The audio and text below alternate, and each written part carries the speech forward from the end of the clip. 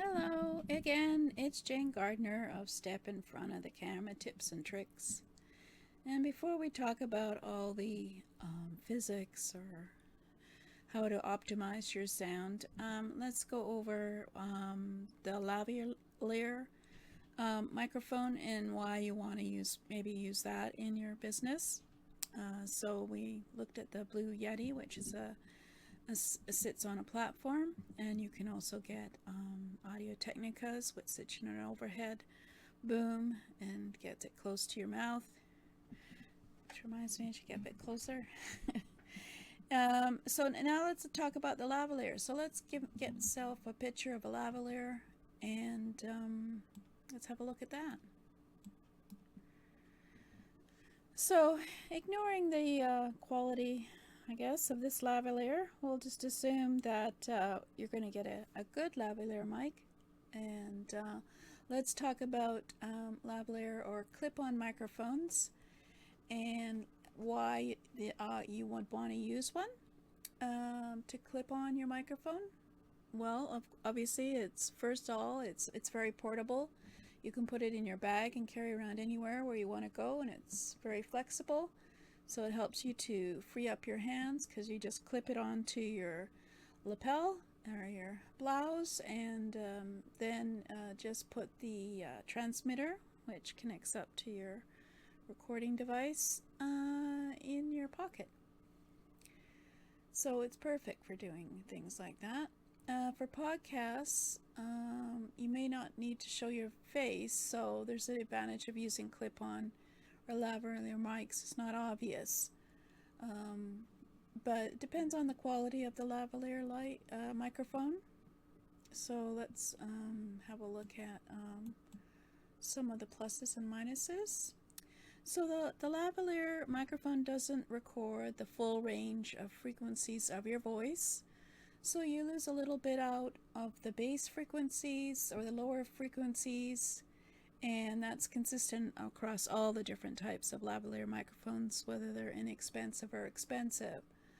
So one that would be a good lavalier is a Rode, R-O-D-E, Smart Lavalier mic, and it's uses a standard audio input jack. So you could fit it into your smartphone, the input jack, if they still have it on your smartphone, or most audio input jacks on any computer, or you could try setting it up with your iPad, etc. And it's some of them are specifically designed for mobile phones and tablets and things like your MacBook Air or MacBook Pro. Of course, you have to have an audio jack, so it's the same jack that you use to record and also to plug in your headphones. So you may find that the other types are not meant for low powered devices like smartphones or tablets. So if you try it and there's no sound, you plug it in, it's probably not going to work at all, so you'll have to get a different one. So you have to decide how you want to use it. So you could use you could basically have the same components for all lavalier microphones. You have a clip, and this is for you to clip onto your clothes. You have the audio input jack, and you have the microphone. And some lavalier microphones don't come with the little sponges, which is actually a pop filter that you put over it. And it's what a pop filter does. It removes the most explosive sounds when you pronounce the word P. Alright, so if you pronounce P, you may hear a P because I'm not using a pop filter. But if you're whenever you so you could always remove the pop filter if you don't like it, but it's great for removing the popping P's. So basically, if you have a limited budget and you're wondering what microphone to go for, the Rode Smart Lavalier mic is the best option. Obviously, if you have a microphone like this, it's very portable, and so you could probably use it when you're driving in your car. As you probably know, the built-in microphone for your smartphone can be very sensitive and pick up a lot of the noise on sounds of the road of your car, and so sometimes it's very brittle or weird.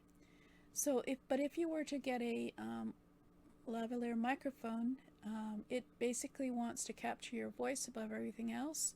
So it captures other sounds as well, but because of the proximity of your mouth or your throat to the microphone, your vocals will be the loudest of all. And then, of course, that's what you want.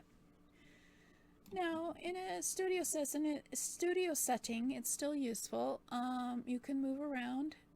Obviously, if you're one of these people who likes to stand while you're doing recordings or presentations, or you like to wave around with your hands and move about, I would certainly recommend it for people who are doing demonstrations, exercises, and that kind of thing, because it's probably gonna carry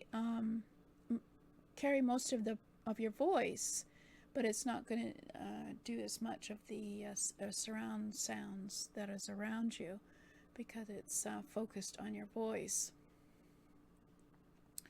So you don't have to worry too much if you're looking at it, having it in your studio, about things like echo and noises outside of the lavalier. As you can imagine, the lavalier mic is the one that most reporters used, and they're using them outside even, as well as, of course, in the studio. So it's worth getting, I think, to me, if the time comes when we're back to interviewing people and sitting across from each other and interviewing people. You can clip a microphone on the other person, and then there's a transmitter and you have a microphone, and it's a little more natural than having to move one of these microphones in your hand. So it's worth investing in if you think you'll be doing that kind of a lot of stuff outside, and I get a better sound than you would if you used your smartphone. And I guess I should have put up a picture of a smartphone, but I haven't really considered that as a possibility, especially when it comes to developing a TV show and such like that. The most important thing for your show is to have good quality sound. So we'll be talking further on that next time. And after that, we'll do some physics and how to get the volume right on your microphone so it sounds good. I'm not sure how this is sounding. I still, just for you to know, I've realized that the computer sound, it should be muffled in my studio. After all, I've been picking it up. I think the fan's getting older, and so it's changed the sound. And so I'm going to have to get myself a quilt to put over it while I'm recording, to try and cut down the sound of the fan. So my apologies if you can hear a hum in the background. What I do is I try and take it out in the recording, but of course that's extra work, right? So you want to try and get good quality sound while you're recording so that you don't have to try. And we'll be giving you some tips on that and how you use gain to get a good quality volume to your sound. And hopefully I have one today. I haven't checked it, so I was playing around with it a couple of days ago to see if I could get a good sound. So yeah, I might have to do some editing in the recording to up the sound a bit, because I'm a pretty quiet person. So that's it for today, and tomorrow we'll be talking about something else. I'm not sure what. Bye.